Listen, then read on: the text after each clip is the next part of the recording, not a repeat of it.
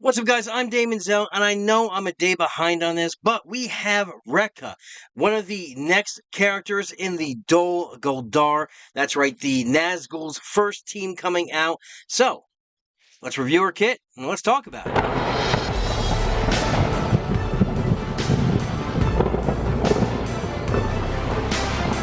Alright, so let's start off talking about how the character model actually looks very cool, and let's go into the details of this. Now, I think that this team is actually going to be built more for PvP, other than, just, I think it's going to be good for Arena. I think it's going to be good for the multi-squad PvP that's coming down the line.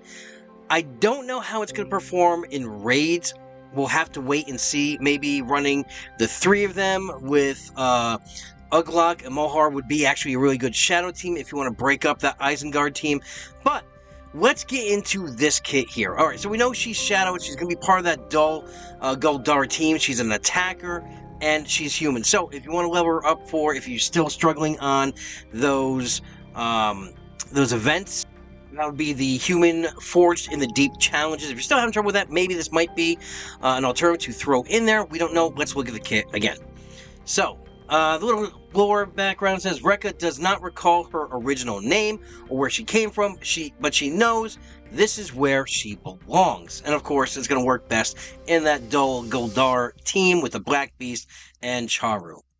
Alright. And let's see, do we have a weapon type? Yes, her weapon type is bow. That's going to be important to know when glyphs do come out. Alright, let's look at the first ability. It's called Dark Arrow. Let's look at this ability here. Nice animation. This looks like a... Oh, okay. We're going to put it to the gem and launch it. Let's see what it does here. Alright, so at unlock, it's going to drain health from self equal to 20% of the current health, attack that target enemy for 90% damage, and deal an additional damage equal to the amount of health drained. So it's going to be 90% plus whatever that 20% is that you drained for yourself. That's going to be tacked onto that.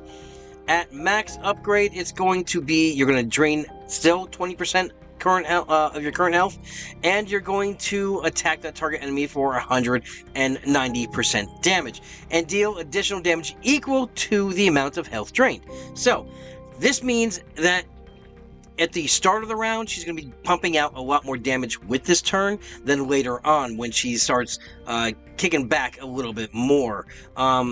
So if she's got 4,000 health, right? Easy math, 4,000 health, that means she's going to get 800 tacked onto that, and as your health dwindles down, you're going to be doing less and less damage. So let's move on to our special one, which is the Cursed Shot. Nice long drawn-out animation there. Alright. It's going to cost a stamina of 3, and you're going to be able to start off right with this ability. At unlock, you're going to drain health from yourself at 20% of your current health, attack the target enemy for 130% damage, and deal additional damage equal to the amount of health drained. So basically, it's just like a more powerful version of your basic at unlock, but you're going to inflict daze for one turn. And at max upgrade, it's basically the same thing, 20% health, but your max damage now is 270% damage, and it's going to inflict daze for 2 turns, as well as weak-minded for 2 turns. So, and that we all know that weak-minded is, it's going to reduce your resistance by 50%. So the special 2, Hail of Darkness. Again, what kind of starts off with like the beginning animation of... Oh, so we got an AoE attack. Alright. Stamina 3 starts at 3. So you can use all these moves right from the get-go. So you can determine in the course of battle which one you want to do, because remember, again, you're going to do the most amount of damage as your health is topped off.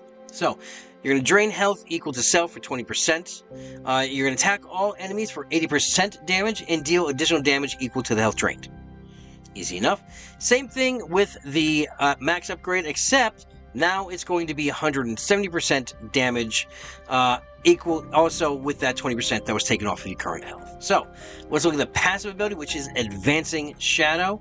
At unlock, On turn, you're going to have a 50% chance to gain deadly for 1 turn. So that's a great thing, right? We all love crits in this game. So obviously, as we level this up, it's probably going to be, always.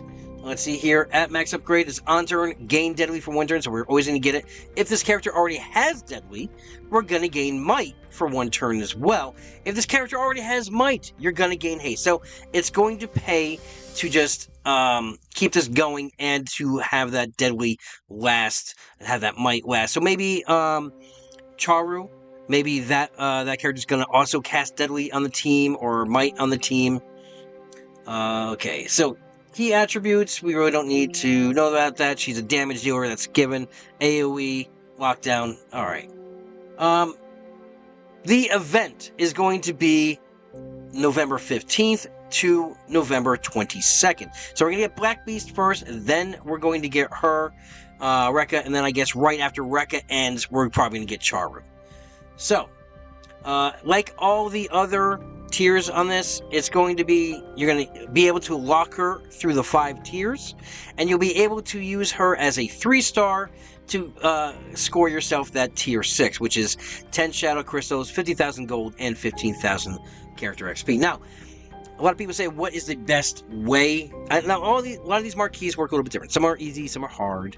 But your best bet for tier 6 would probably be, I'd say, level 35, abilities to 2.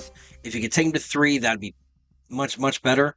And usually, if you're going for that tier 7, if you were to buy that $20 offer to bring you to 4 stars, and then go ahead and roll the dice and see how many shards you can get for the gem cost. Remember, each roll of the dice is going to cost you 1,000 gems.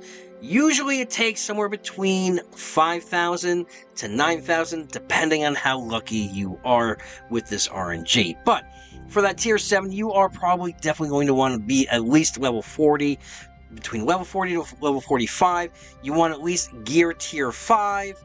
On the other one, gear tier 4 should be fine for tier 6, depending on how hard it is. But you're probably going to want at least 1 or 2 of those abilities. You want 3s across the board, but maybe 1 or 2 abilities at level 4. So that's going to be it for Rehka. It looks like a good kit. I'm really torn on this group. It's a very weird mechanic to be able to, basically, you're just using your life to cause damage, but then Black Beast isn't going to let you die. You're going to be able to keep being brought back. So it's going to be very odd mechanics, especially to learn how to play this in those niche situations. So I hope you guys found this video informative. Hope you enjoyed it. If you like my stuff, if you like my content, go ahead, give me a subscribe. That would really help out the channel. But until I talk to you again, have a great week. Have a great weekend. Adventure safe, and good luck to you and your fellowship.